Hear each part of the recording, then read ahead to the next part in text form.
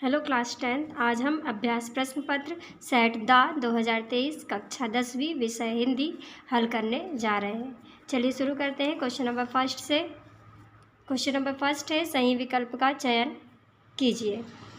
Number 1, प्रयोगवाद के कवि है। नंबर अ तुलसीदास, नंबर ब अज्ञेय, नंबर स महादेव वर्मा और नंबर द जयशंकर प्रसाद। तो इसका सही आंसर है ऑप्शन नंबर बी, अज्ञेय। प्रयोगवाद के कवि अज्ञेय हैं। नंबर 2, सूरदास भक्तिकाल की शाखा के कवि हैं। तो सूरदास भक्तिकाल की कृष्ण भक्ति शाखा के कवि हैं। नंबर 3, दोहा छंद के द्वितीय और चतुर्थ चरण में मात्राएं होती हैं। द्वितीय और चतुर्थ चरण में, तो द्वितीय और चतुर्थ चरण में 11-11 मात्राएं होती हैं। किसके? दोहा छंद के। नंबर 4, नेताजी की मूर्ति तैयार करने वाले मूर्तिकार का नाम है। तो नेताजी की मूर्ति तैयार करने वाले मूर्तिकार का नाम मोतीलाल है। नंबर 5, किसी कार्य का करने या होने का बोध कराने वाले शब्द कहलाते हैं। तो किसी कार्य का करने या होने का बोध कराने वाले शब्द क्रिया कहलाते हैं। नंबर 6, भोलानाथ के पिता आटे की गोलियां गंगा जी में प्रवाहित करते थे। 500, कितनी? 500। नंबर द इसका सही आंसर है। चलिए क्वेश्चन नंबर 2, रिक्त स्थान में सही शब्द का चयन कर लिखिए।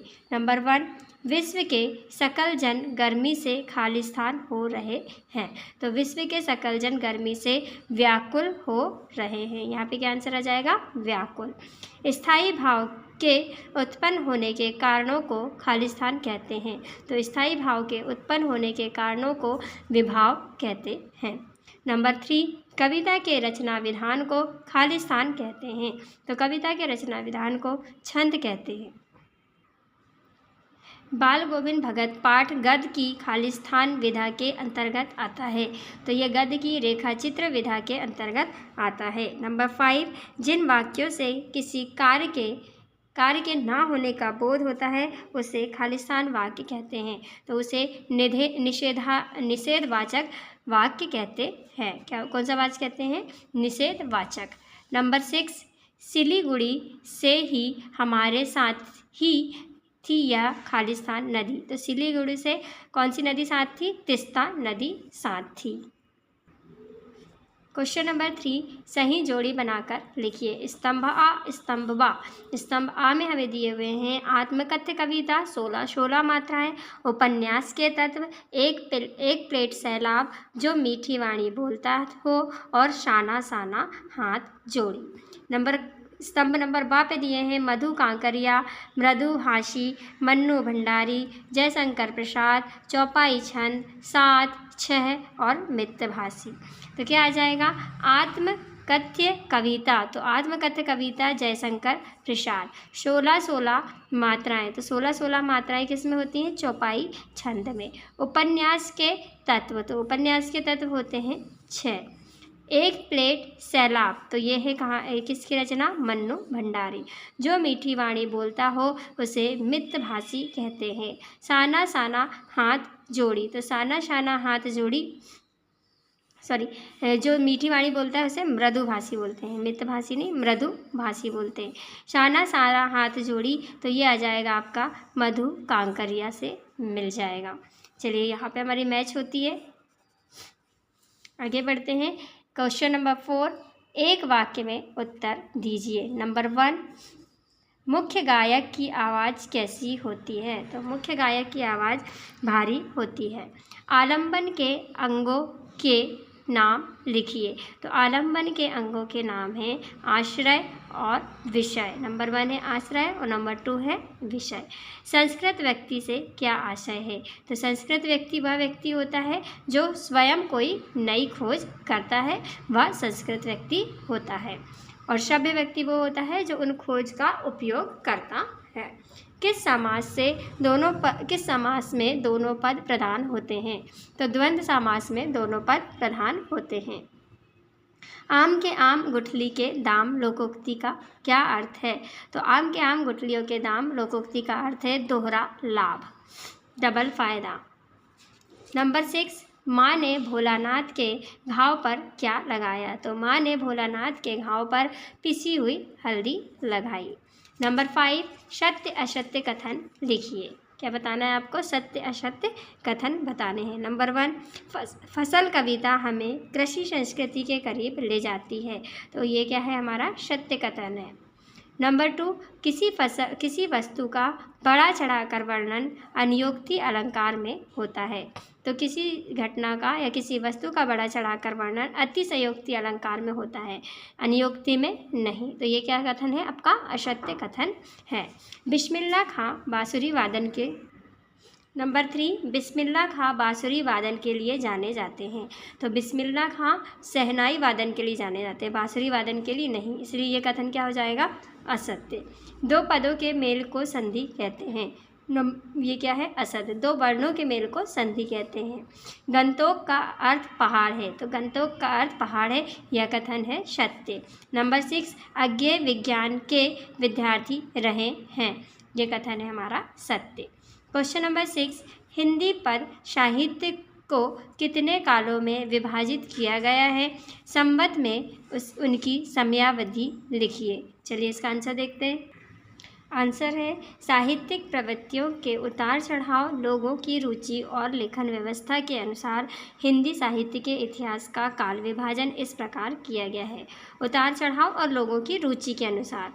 नंबर 1, आदिकाल या वीरगाथा काल 993 से 1318 तक, और दूसरा है भक्ति काल सन 1318 से 1643 तक, और नंबर 3 है रीतिकाल सन 1643 से 1843 तक, और आधुनिक काल है सन 1843 से अब तक। तो ये 4 काल में बांटा गया है, वीरगाथा काल यानी कि आदिकाल, भक्ति काल, रीतिकाल और आधुनिक काल में। चलिए इसके और का क्वेश्चन देखते हैं। प्रगतिवादी कोई 2 कवियों के नाम उनकी एक एक रचना के साथ लिखिए। चलिए इसका आंसर देखते हैं। तो ये हैं हमारे प्रगतिवाद के प्रमुख कवि एवं उनकी रचनाएं। पहले हैं रामधारी सिंह दिनकर, जिनकी रचना है कुरुक्षेत्र या रश्मि रथी, और दूसरे हैं सूर्यकांत त्रिपाठी निराला, इनकी रचना है कुकुरमुत्ता बेला। थर्ड है नागार्जुन, जिनकी रचनाएं हैं भस्मासुर और युग धारा, और नंबर 4 है शिवमंगल सिंह सुमन, इनकी रचना है प्रलय और सृजन। क्वेश्चन नंबर 7, सूरदास और सूर्यकांत त्रिपाठी निराला की काव्यगत विशेषताएं निम्नलिखित बिंदुओं के आधार पर लिखिए। तो यहाँ पे हमने सूरदास की तो रचनाएं जो हैं और भाव पक्ष है सेटे में बताया हुआ है, हम अभी यहाँ पर आपको बताएंगे सूर्यकांत त्रिपाठी निराला के बारे में। चलिए देखते हैं सूर्यकांत त्रिपाठी की यहाँ पे रचनाएं। बहुमुखी प्रतिभा के धनी निराला का साहित्य बहुआयामी है। दार्शनिकता, विद्रोह, क्रांति, प्रेम तथा प्रकृति के उदात्त एवं विराट चित्र इनकी रचनाओं में विद्यमान हैं। इनकी प्रमुख रचनाएं इस प्रकार हैं: अनामिका, परिमल, गीतिका, कुकुरमुत्ता और नए पत्ते। तो इस तरह से ये इनकी रचनाएं हैं। और इनका भाव पक्ष देखते हैं। इनका भाव पक्ष है भाव तथा विचार, प्रेम और सौंदर्य, भक्ति एवं दर्शन, राष्ट्रीयता, प्रकृति चित्रण, मानवता, प्रगतिशील विचार आदि अनेक आयाम अपने भाव संसार के हैं। इन्होंने अपनी रचनाओं में प्रेम और सौंदर्य के मनमोहक चित्र अंकित किए हैं, और इनकी कविताओं में भक्ति भावना, रहस्यवाद, मानव कल्याण, राष्ट्र प्रेम, प्रकृति प्रेम, दीनहीन निर्धन वर्ग के प्रति गहरी सहानुभूति की मार्मिक अभिव्यक्ति हुई है।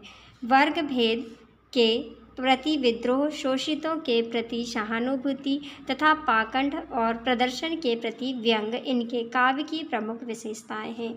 इनकी रचनाओं में वेदना, ममता, मधुरिमा, लोक मंगल, परदुख कातरता, मानवता के भावों की सशक्त अभिव्यक्ति हुई है।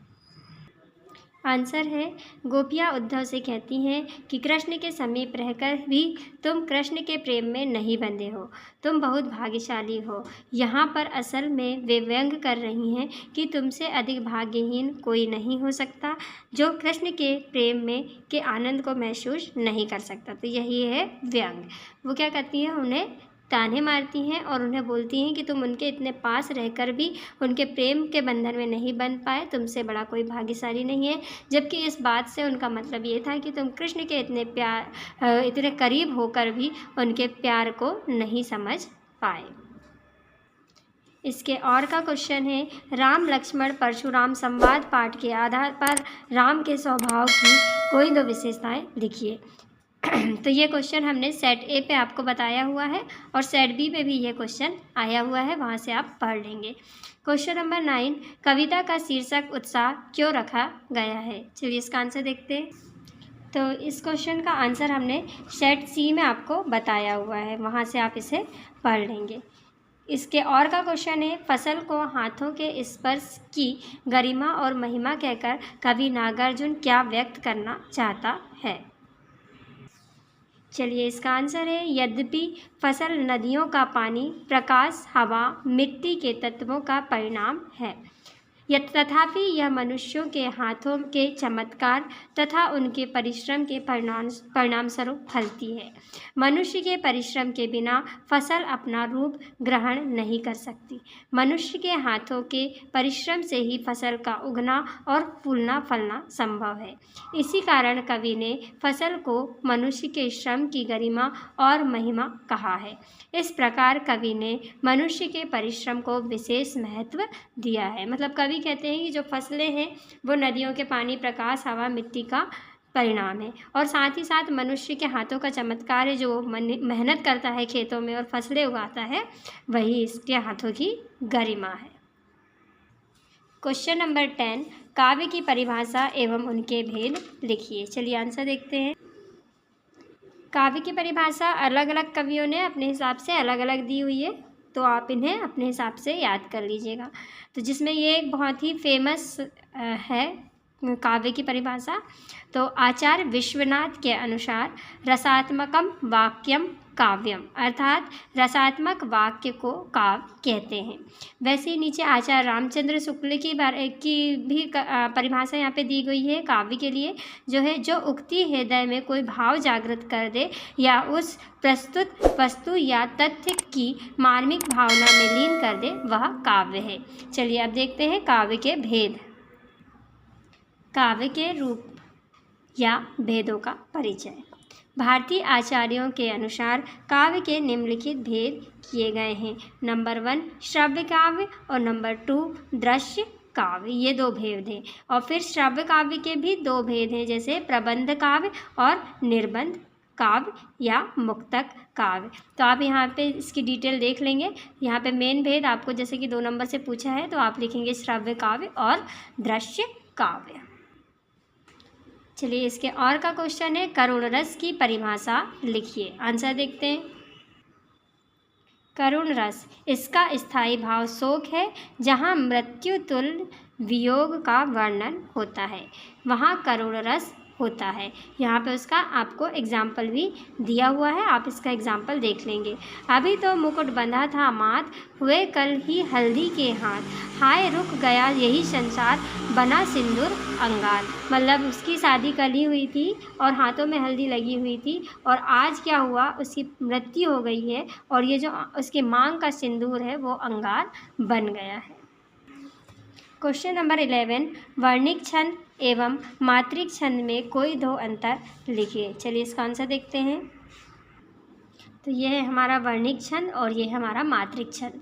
तो इन दोनों की परिभाषाओं से आप इनके अंतर बना लेंगे। तो जिन छंदों की रचना में वर्णों की गिनती के आधार पर होती है उन्हें वर्णिक छंद कहते हैं। मतलब जिनमें वर्णों की गिनती होती है वो वर्णिक छंद, और जिन छंदों की रचना मात्राओं की गिनती के आधार पर की जाती है उन्हें मात्रिक छंद कहते हैं। इसमें वर्णों की गिनती होती है, इसमें मात्राओं की गिनती होती है।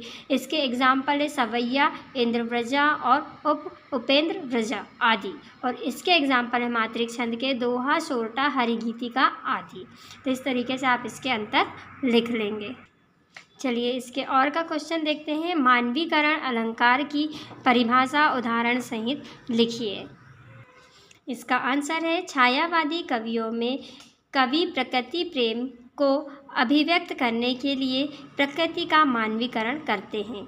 मानवीकरण छायावादी काव्य की प्रमुख विशेषता है। इसका अर्थ होता है प्रकृति की हर वस्तु में मनुष्य की छाया देखना।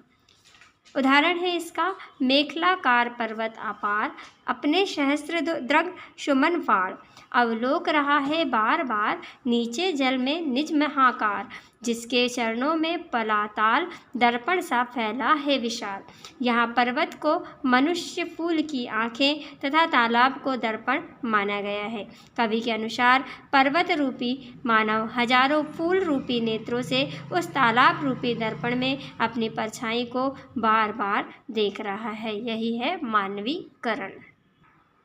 क्वेश्चन नंबर 12, किन्हीं दो प्रसिद्ध कहानीकारों के नाम उनकी कहानी के सहित लिखिए। तो यह चलिए देखते हैं। इसके नाम हैं, पहले हैं हमारे कवि कहानीकार प्रेमचंद, पहले हैं हमारे प्रेमचंद और इनकी कहानी है पंच परमेश्वर और पूस की रात। और दूसरे हैं हमारे यशपाल जी, जिनकी कविताएं हैं, कहानी है पर्दा फूलों का कुर्ता।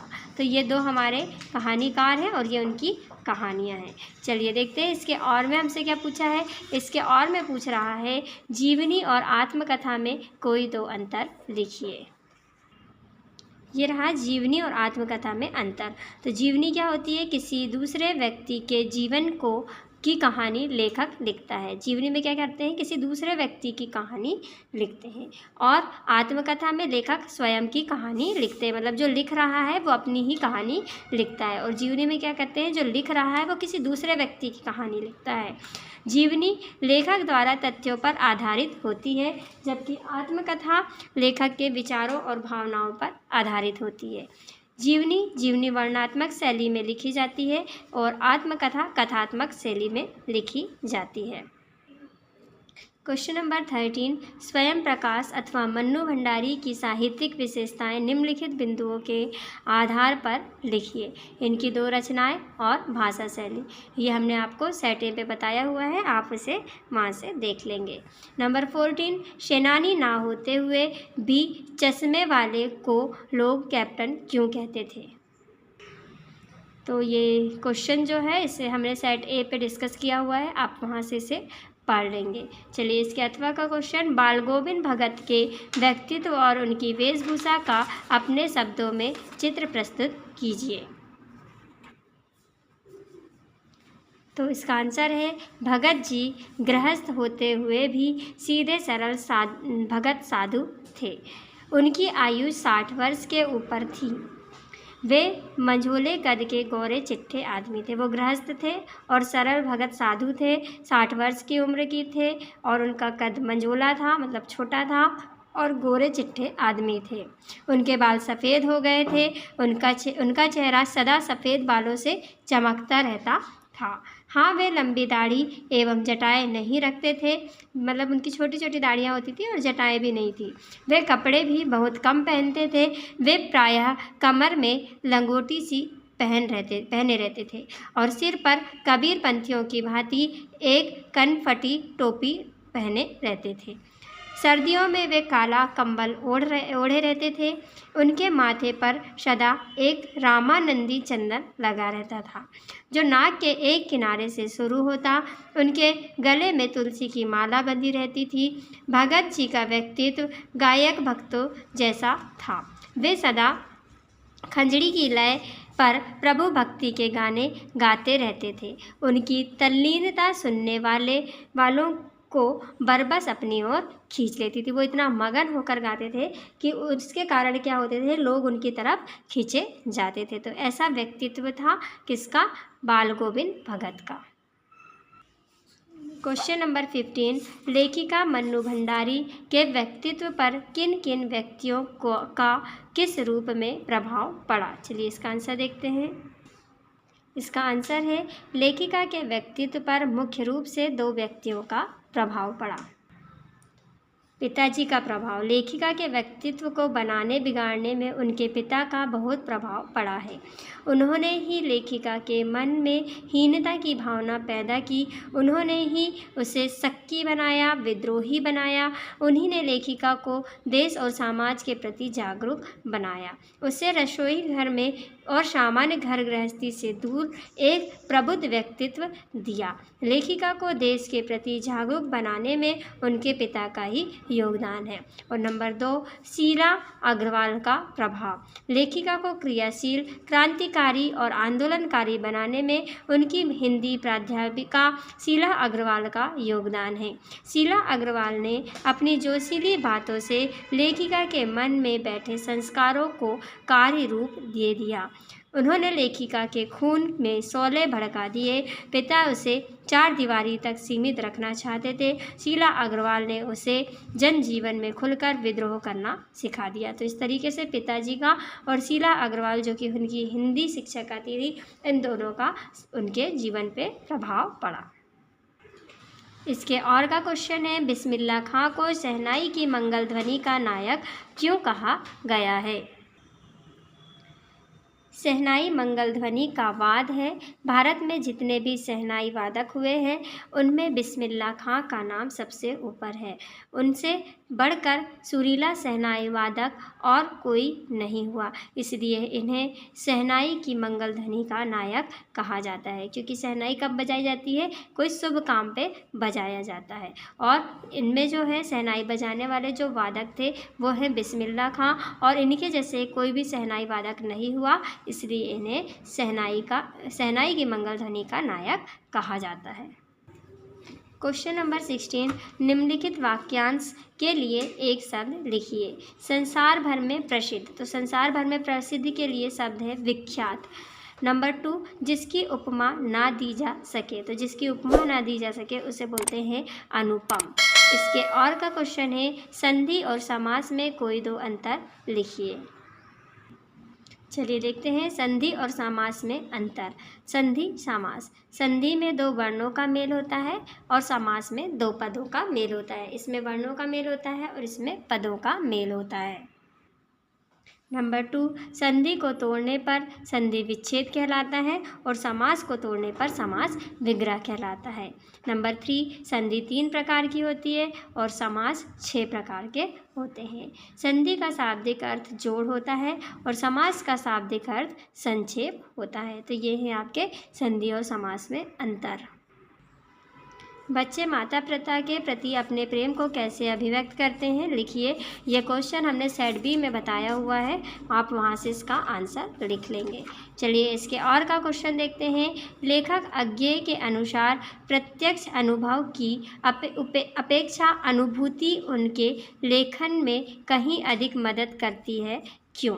चलिए इसका आंसर देखते हैं। वो बोल रहे हैं कि प्रत्यक्ष अनुभव की अपेक्षा अनुभूति अधिक मदद करती है, क्यों?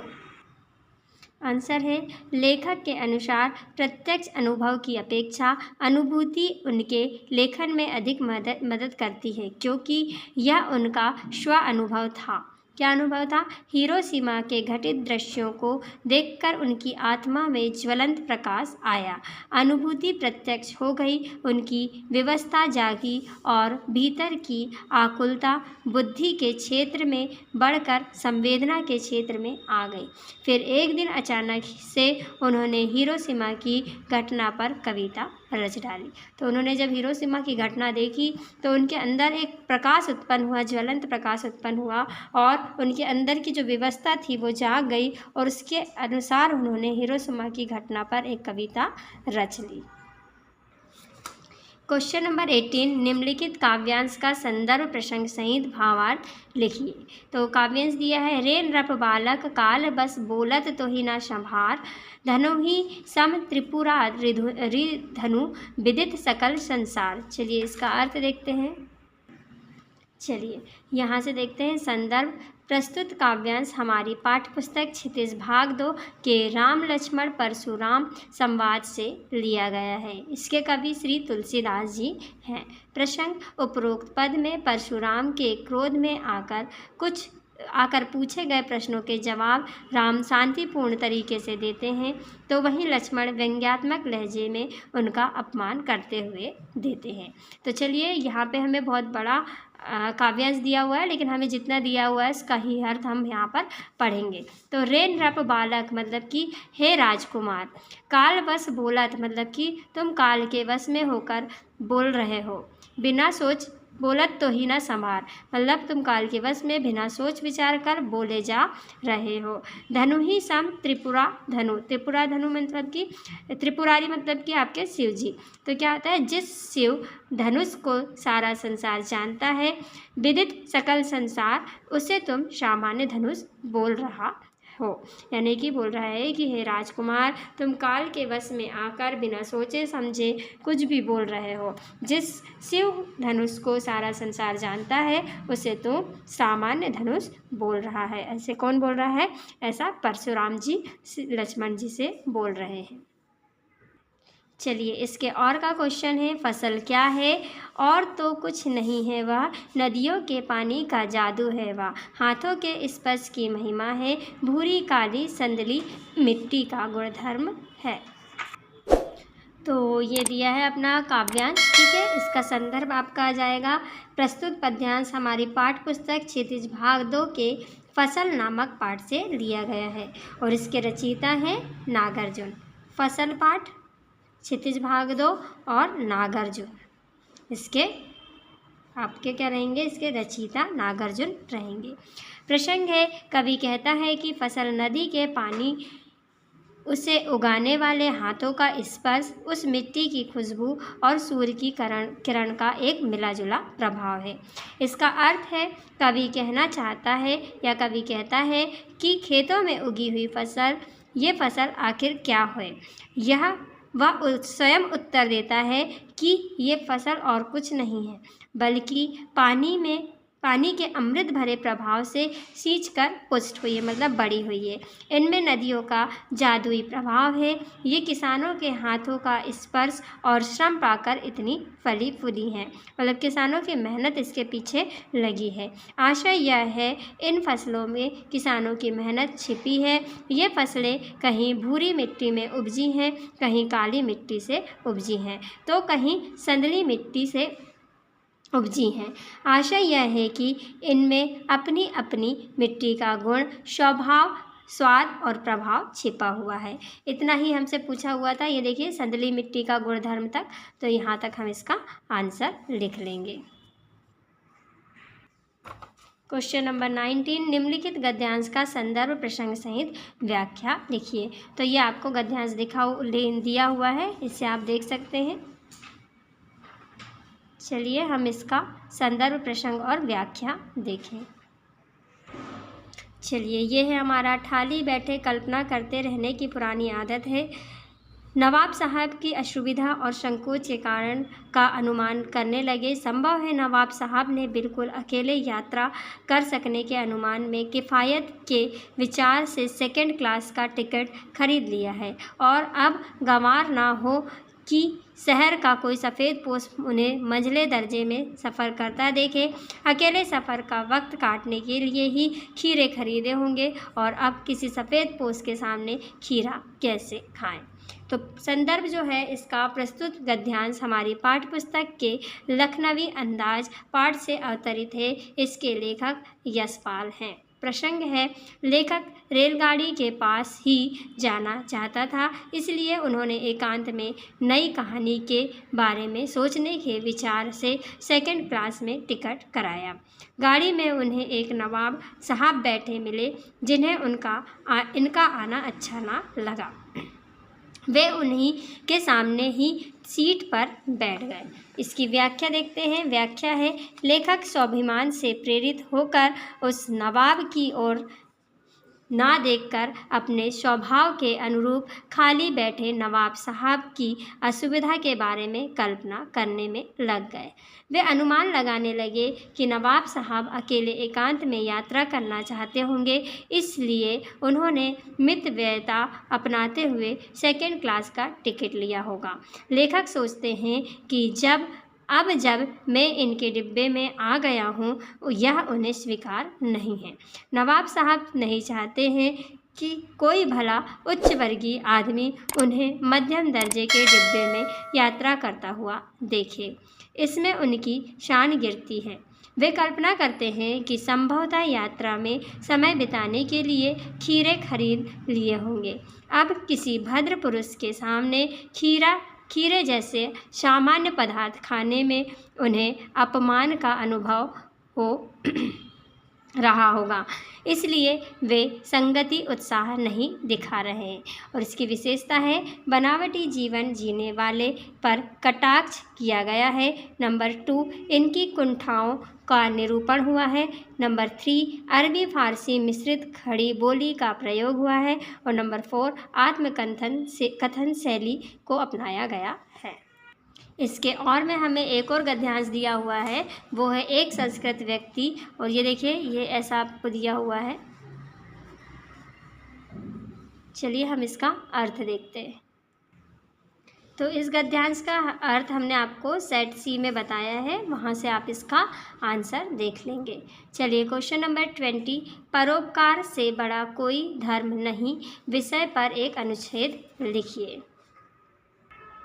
चलिए ये है इसका आंसर। परहित सरिष धर्म नहीं भाई, उक्ति गोस्वामी तुलसीदास द्वारा रचित रामचरितमानस के दोहे से ली गई है, जिसके माध्यम से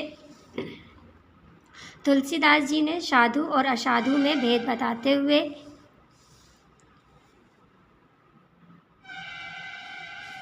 कहते हैं कि दूसरों की भलाई से बड़ा कोई धर्म नहीं है।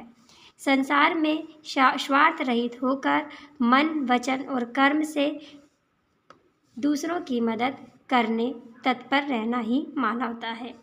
दूसरों की मदद करने में तत्पर रहना ही मानवता है। मानव ही मानव का सहयोगी शुभचिंतक हो सकता है। प्रकृति को सूर्य और चंद्रमा निरंतर प्रकाशित करते हैं।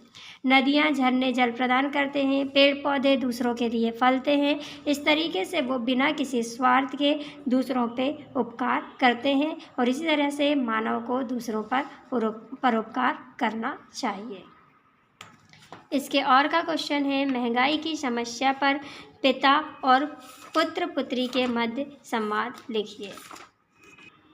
चलिए ये आंसर है। इसमें दो महिलाओं के बीच बढ़ती हुई कीमतों पर बातचीत हो रही है। तो इसमें आप दो महिलाओं की जगह पे क्या रख देंगे? पिता रख देंगे। महिलाओं की जगह में एक का पिता रख देंगे और एक का पुत्री रख देंगे। तो देखिए संवाद कैसा है, कैसी हो बहन? तो वहाँ पे पिता जो है वो पूछेंगे कैसे हो बेटा? शोभा, क्या बताऊँ? आशा बहन, आजकल तो मानो हर चीज़ की कीमत आसमान छू रही है। तो पुत्री बताएगी वो अपने पापा से कि क्या बताएं पापा, आजकल तो मानो हर चीज़ की कीमत आसमान छू रही है। वैसे ही फिर पिता बोलेंगे, ठीक कहती हो बेटा, महंगाई ने तो मानो सबकी कमर तोड़ दी है। फिर पुत्री कहेगी, नौकरी करने वालों की तो बंधी बंधाई तनख्वाह आती है, उसमें महीने भर चलाना बहुत मुश्किल होता है। फिर पिता बोलेंगे, अरे गरीब लोगों का तो बुरा हाल है, उन लोगों की मजदूरी तो कोई नहीं बढ़ाता है, वे क्या करें? इसके बाद पुत्री बोलेगी, महंगाई तो दिन प्रतिदिन बढ़ती जाती है, लेकिन हमारा वेतन तो उस हिसाब से नहीं बढ़ता, करें तो क्या करें? तो इस तरीके से पुत्री और पिता के बीच का संवाद आप लिख सकते हैं। क्वेश्चन नंबर 21, निम्नलिखित अपठित काव्यांश अथवा गद्यांश को पढ़कर पूछे गए प्रश्नों के उत्तर दीजिए। और सत्य ही राम वहाँ पर पता लगाते मुनिगढ़ से, सबरी की कुटिया तक आए प्रेम रूप के मधुबन से। तो यहाँ पे ये बता रहा है कि जो भगवान श्री राम हैं वो सभी मुनियों से रास्ते में पूरे जो मुनि उनको मिल रहे हैं, उन सभी मुनियों से किसका पता पूछ रहे हैं? सबरी की कुटिया का। सबरी की कुटिया का पता पूछते पूछते वो सबरी की प्रेम रूपी मधुबन, मतलब कि प्रेम से भरी हुई उस गरीब की कुटिया पर पहुंचते हैं। कौन? सत्य ही राम, मतलब कि भगवान राम। तो उपयुक्त काव्यांश का उपयुक्त शीर्षक लिखिए। तो यहाँ पे हो सकता है आपका सबरी की कुटिया। सबरी की कुटिया में कौन आया? तो सबरी की कुटिया में श्री राम आए। उपयुक्त काव्यांश का भावार्थ लिखिए। जो मैंने अभी आपको समझाया वो इसका भावार्थ है। चलिए इसके और का क्वेश्चन देखते हैं। इस संसार में पृथ्वी, आकाश, चंद्रमा, सूर्य से जो बड़े बड़े चरखे हैं उनको भी चलाने के लिए कोई एक है। तो बोल रहा है कि इस संसार की सबसे बड़ी चीज़ें मानी जाती है पृथ्वी, आकाश, चंद्रमा और सूर्य। तो इनको भी चलाने वाला एक कोई है जो बड़ा है, महान है। जब तक वह इन्हें चला रहा है तब तक ये चल रहे हैं। तो बोलता है कि पृथ्वी में इस संसार में पृथ्वी है, आकाश है, चंद्रमा है, सूर्य है, ये बहुत बड़े माने जाते हैं। लेकिन इन सब को चलाने वाला भी एक है जो इनको जब तक चलाएगा ये तब तक चलेंगे, उसके बाद ये नहीं चलेंगे। उदाहरण स्वरूप इस चरखे को जब मैं चलाती हूँ, जैसे कि एक चरखा कब चलता है? जब उसको कोई व्यक्ति चलाता है। वैसे ये आकाश, पृथ्वी, चंद्रमा, सूर्य इसलिए चल रहे हैं क्योंकि इनको चलाने वाला है, और जैसे ही वो इनको चलाना बंद कर देगा वे चलना बंद हो जाएंगे।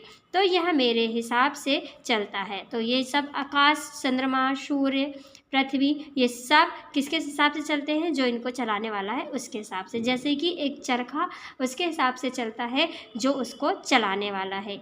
यदि इसे चलाने के लिए कोई दूसरा बैठ जाए तो यह चरखा तभी ठीक प्रकार से चलेगा जब वह मेरे अनुसार या मेरा अनुकरण करके चलाए। और यदि मेरी जगह कोई और व्यक्ति इस चरखे को चलाने की कोशिश करेगा तो ये चरखा तभी चलेगा जब कि वो मेरे बताए हुए रास्ते पे या मेरे हिसाब से इस चरखे को चलाएगा। इसका मतलब ये पृथ्वी, आकाश, चंद्रमा तभी काम करेंगे यदि कोई व्यक्ति वैसे ही काम करे जैसा कि इनको चलाने वाला काम कर रहा है।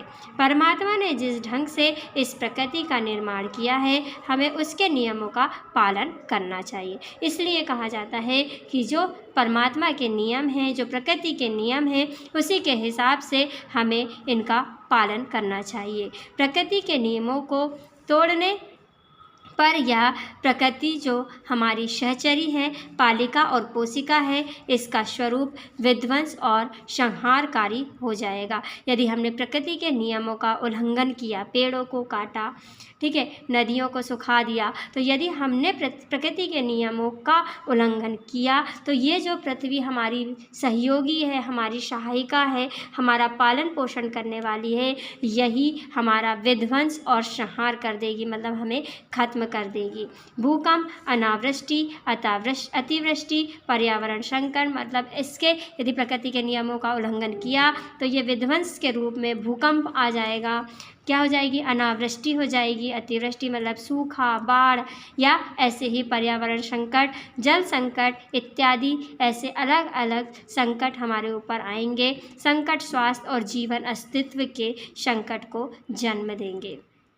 तो इस तरीके से इस गद्यांश का सारांश है कि हमें हमारी पृथ्वी और हमारी प्रकृति के नियमों का पालन करना चाहिए। यदि हमने अगर प्रकृति के नियमों का पालन नहीं किया तो हम क्या हो जाएंगे? हमारा विध्वंस हो जाएगा, हमारा संहार हो जाएगा। जो पृथ्वी हमारा पालन पोषण करती है वही हमारा विध्वंस और संहार कर देगी। तो उपर्युक्त गद्यांश का उपयुक्त शीर्षक लिखिए। तो इस गद्यांश का शीर्षक होगा हमारी प्रकृति। प्रकृति के नियम तोड़ने से क्या होगा? तो प्रकृति के नियम तोड़ने से विध्वंस और संहार होगा। और इस गद्यांश का सारांश आप जैसा मैंने आपको बताया वैसे लिख सकते हैं। क्वेश्चन नंबर 22, अपने वार्ड में व्याप्त गंदगी को दूर करने के लिए नगर पालिका अधिकारी को आवेदन पत्र लिखिए। इस क्वेश्चन का आंसर हमने आपको शैटे में बताया हुआ है, आप वहाँ से ये देख लेंगे। चलिए इसके और का क्वेश्चन देखें। अपनी वार्षिक परीक्षा की तैयारी से अवगत कराते हुए अपने पिताजी को पत्र लिखिए। आंसर है नंबर 6 सुंदरनगर, जबलपुर, मध्य प्रदेश, दिनांक पूजनीय पिताजी, सादर चरण स्पर्श। मैं यहाँ सकुशल हूँ, आशा करता हूँ कि आप सब लोग सकुशल होंगे। आपके निर्देशों का मैं पूरी तरह पालन कर रहा हूँ। मेरा अध्ययन नियम से चल रहा है। मेरी वार्षिक परीक्षा दिनांक 16/2/2022 से हो रही है। मैं अच्छे नंबर लेकर उत्तीर्ण हो जाऊँगा। शेष कुशल है। आगे है अनुज को प्यार, माता जी को सादर प्रणाम। आपका आज्ञाकारी पुत्र केशव, पिता श्री मोहनलाल शास्त्री, गायत्री नगर, भोपाल, मध्य प्रदेश। चलिए आगे बढ़ते हैं। क्वेश्चन नंबर 23, निम्नलिखित में से किसी एक विषय पर रूपरेखा सहित सारगर्भित निबंध लिखिए। टॉपिक 1 है हमारा विद्यार्थी जीवन में नैतिक मूल्यों का महत्व। ये सेट ABC तीनों में ही हमने आपको बताया हुआ है। पर्यावरण प्रदूषण में हमारी व्यक्तिगत भूमिका, ये भी सेट ABC तीनों में ही बताया गया है। नंबर 3 स्वच्छ भारत अभियान, ये भी सेट ABC में बताया हुआ है। साहित्य और समाज, ये आपको बताया है हमने सेट B और C में। वृक्षारोपण एवं संरक्षण, ये हम आपको अभी बता रहे हैं। ये है हमारा वृक्षारोपण के लिए एक छोटा सा निबंध, जहाँ पर हमने एक छोटा सा क्या दिया हुआ है, यहाँ पे एक आपको इसके लिए स्लोगन दिया हुआ है। ठीक है, इसकी रूपरेखा ये देख सकते हैं आप, यहाँ से इसकी रूपरेखा शुरू हो रही है। यह है रूपरेखा, इसकी प्रस्तावना। ठीक है, ये वनों की उपयोगिता, वृक्षारोपण एवं मानव जीवन, ये यहाँ से आप इसको नोट कर सकते हैं।